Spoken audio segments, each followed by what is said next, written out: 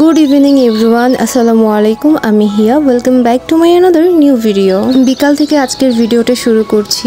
বেশ কিছুদিন ধরেই আমি আমার চ্যানেলে কোনো ব্লগ ভিডিও আপলোড করছিলাম না, তাই ভাবলাম আজকে একটা ব্লগ ভিডিও আপলোড করা যায়। আজকে বিকালবেলা গিয়েছিলাম আমি আমার কবুতরগুলোকে খাবার দিতে, আর কবুতরগুলোকে খাবার দিয়ে বাসায় এসে দেখি আম্মু কলার পিঠা বানানোর প্রস্তুতি গ্রহণ করছিল। আর এই কলার পিঠার রেসিপি আমি অলরেডি তোমাদের সাথে শেয়ার করে ফেলেছি। তো আজকে বিকালবেলার নাস্তা হিসাবে এই কলার পিঠা খেয়েছিলাম, সাথে খেয়েছিলাম পেয়ারাগুলোকে কেটে আমি এরকম ভাবে প্লেটে সাজিয়ে নিয়েছিলাম। পেয়ারার এই ডেকোরেশনটা তোমাদের কাছে কেমন লাগছে অবশ্যই কমেন্ট করে জানাইও। আমার কাছে একটা জিনিস মনে হয় যে কোনো খাবার যদি সাজায় গুছায় নিয়ে খেতে বসা হয় তাহলে সেই খাবার খাওয়ার প্রতি একটু আকর্ষণ বৃদ্ধি পায়। আর এদিকে দেখো আম্মু প্রতিদিনের মতো আজকে বিকালেও চা বানিয়েছে। বিকেলবেলা চা নাস্তা করে চলে আসলাম বাসার নিচে। শখের বশত আমার বাবা কিছু সবজি গাছ লাগিয়েছিল, তো সেগুলোকে দেখতে এসে দেখলাম যে গাছে লাউ ধরে লাউ অলরেডি গাছের মধ্যেই পচে রয়েছে। আমার বাপ যেন লাউ তুলে এনে এক ঢিলা মেরে দিল